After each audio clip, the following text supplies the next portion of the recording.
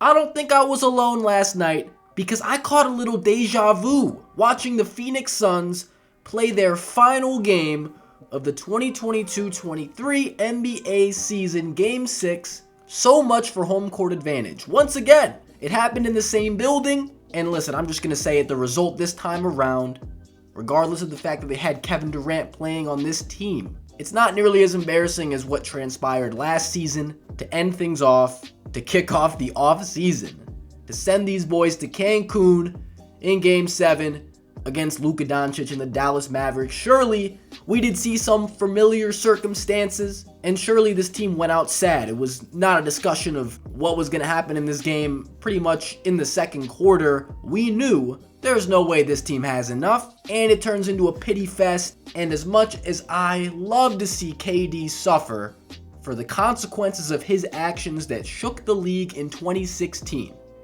actually, you know what? Scratch that. I don't like to see anybody suffer. But if karma is a real thing, if the NBA fans have any get back, like the real NBA fans, the guys like me out there whose lives were ruined because all we want is parity, all we want is balance, we just want a good battle between teams where we're not exactly sure what's going to happen. Not an OP, dumbass, stacked super team that was artificially constructed thanks to this man right here. But as long as I could harp on that, let's just be honest about the situation right here. Can we blame this man? Can we sit here and point the finger? Because we all know what happens when a team goes out like this. A team like the Phoenix Suns that Vegas actually favored this team, I believe, at one point to win the title. Actually, I don't think that's true. I think it was just to win the West. Even still, a team like this that you assembled 2 months out of the NBA playoffs, Chris Paul, Kevin Durant, Devin Booker, they played a total of 10 games together, and they didn't lose, but people were convinced, even though they didn't play anybody, that this thing was going to work. This team would have been out of there in the first round if Kawhi Leonard had just average knees, let alone good knees, because that's a whole nother thing. But they weren't even ready for that. So they did get off very easy. Paul George not playing in that series, and Kawhi, of course. He's there for 2 games? I told you guys you can't win a championship like this. I talked about it in the Cavs video because it was the same type of thing. You have 4 players on your team. You need depth. You need a full roster. You need contributors from 1 to 7. You need at least 7 guys that can add something. And I was literally getting flashbacks from LeBron playing in the finals with Matthew Dellavedova and Tristan Thompson, or maybe Jimmy Butler playing in the finals with Jay Crowder and Duncan Robinson and Tyler Hero. Or I guess it evens out because Booker has KD, KD has Booker, but still, who's going to feed them the ball? Who's going to make their lives easier and just get them in their spots to shoot jumpers without having to dribble and create everything themselves? You got guys just standing around. I mean, in this whole series, you got a guy like Josh Okogie out there. He's there for defense. He can't shoot. You got 2 guys that are mid-range creators. You need to space that floor to give them as much space as possible. And the Suns do not have the facilities for that. They don't have the facilities to guard Nikola Jokic, especially when DeAndre Ayton goes down with that injury. You can't blame Kevin Durant. You can't say that this makes him a worse player, even though we did see him go out sad with Kyrie in a kind of a similar situation last season against the Nets. That was a lot worse. They actually got swept, but they threw the kitchen sink at KD, the Celtics did, and Kyrie was the guy who had really the one-on-one coverage, and he couldn't do anything. So the fact that KD played bad, hey, you have Tatum and 3 defenders waiting for you every time you take a step into the paint or just inside the 3-point line. Different series, but we can see in this one, the Nuggets just figured it out. The way the Suns play, again, you can't just establish your team and say, all right, we have 2 guys that can just score, 2 elite bucket getters, world class at that. Oh, we're just going to do dribble pull-up shots all game and they can't guard us. No, you have to play as a unit. This is how championships work, playoff runs work. It doesn't work like that. So the Suns, yeah, they have some real questions surrounding Chris Paul, DeAndre Ayton in the offseason. Overall, we could see this whole thing blow up in their face because they're just trying to stack great players together and they don't know how to build an actual team. We're going to find out. There's a lot of different ways this thing could go. I think there's definitely still promise here, especially when you got 2, like I said, world-class bucket getters on the same team. Despite KD, he's getting older. He might not be his peak self next season. I don't even know if I would count that out, though. He had one of the best seasons for the games that he played. He was the best player in the NBA this season during the regular season. The stats certainly back that up. and he's playing both ends. But yeah, you can't be out there with Cameron Payne, with Landry Shamet. These guys are not going to save you.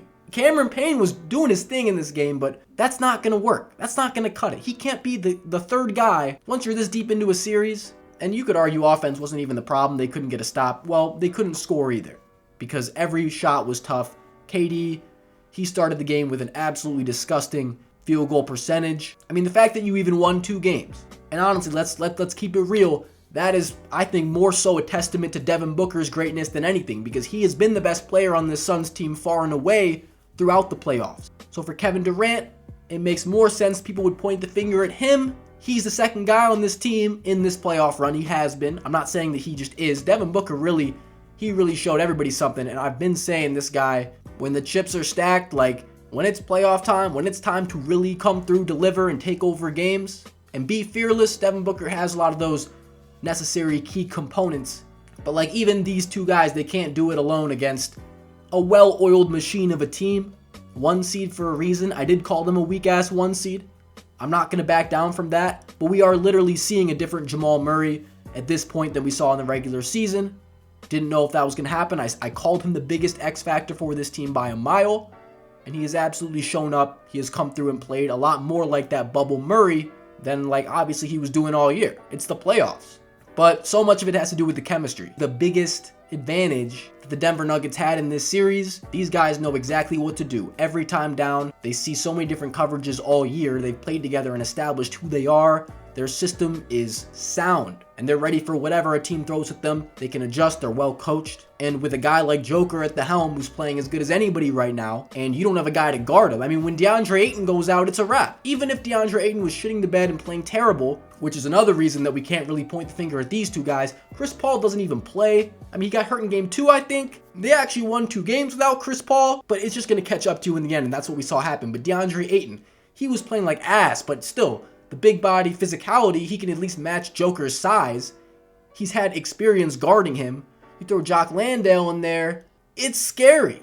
It's scary regardless because you're kicking out to Josh Okogie for 3. Maybe not in that game, but Landry Shamet, man, he saved them in one of the games. That dude is not going to save you. You can't rely on that. So that differential in chemistry, continuity, everybody knew. It seemed like in the building at a certain point in that second quarter, the Nuggets went on that monster run. They scored about like 20 points in a row. It was getting out of hand. Phoenix is forcing everything. There's no settling down. There's no sets. Like these guys are so unprepared for this situation. Denver really feels like they got them on the ropes. We know exactly how you guys play offense. Just make every shot tough. KD and Book, they're trying to force everything. And because they are such great players and such great scorers, they could get away with that for so much of the series. But over the course of a series, that's predictable. They know what's coming, and at a certain point, it's just not sustainable. When your number 1 pick, DeAndre Ayton, he decides he just doesn't want it. He doesn't have a motor. He can't match Joker. He's mentally defeated. Yeah, that's when you lose this series because you need him. He's such a key part of this series, and he always was. He is the biggest disappointment here, and that might not solely be his fault. I do think there's always been a rift between him and the coaching on this team. Chris Paul, this is not the right place for him. I could see him finding a new home and kind of reinventing himself as a player. This is not the place for him. They need to move on. They shouldn't have given him that money last offseason. It didn't make sense at the time, and it sure as hell doesn't make sense now. And now they're just trying to move off him with his trade value being probably as low as it's been, coming off his worst playoff series. So good luck. I mean, the Suns really fucked themselves in that scenario. And Chris Paul, I don't know what you're going to trade this dude for. This man is 38. He gets hurt every time he touches the playoffs. He's at 10 points per game right now. Yeah, he can be a great leader, great veteran guy on your team. Do you want to pay 40 mil or whatever he's making, 30 mil? Just a lot of money. Who needs that at this point? For a veteran guy, what could you possibly trade him for? So the Suns, look, there's a way out of this. You do still have 2 of the best scorers in the league, bar none. Can you build the team? Can you rebuild the team around them? Honestly, they might be better off just keeping this team together besides Ayton. Like, you want to move Chris Paul, but what are you going to do with him? What are you going to get for him? You're not going to get anything. Might as well just keep him. Let me know what you guys think. Basically, the verdict of this video, KD, he's hopping around on teams. I'm not really going to blame him for how Brooklyn ended, actually, because Kyrie was the one that really set that off, I feel like. Because the Nets, hey, alternate universe, KD doesn't get hurt, which ends up kind of triggering the Kyrie trade. request, which certainly had been brewing, but maybe if they just keep it together, they keep winning those games, everybody's happy. Winning cures all ills, right? And they're in the playoffs, and that's an amazing team. That team was looking scary early in the season. KD, he was just like, you know, Kyrie's out here, I gotta get out of here too, whatever. And you end up on the Suns in a great situation, and honestly, it's just kind of karma coming back. A lot of misfortune, and you couldn't carry your team out of that. No shame, in my opinion, but no sympathy either. That's gonna do it. Let me know what you guys think about the Phoenix Suns going forward, how they're gonna get out of this hole. And yeah, that's it. Peace out, y'all.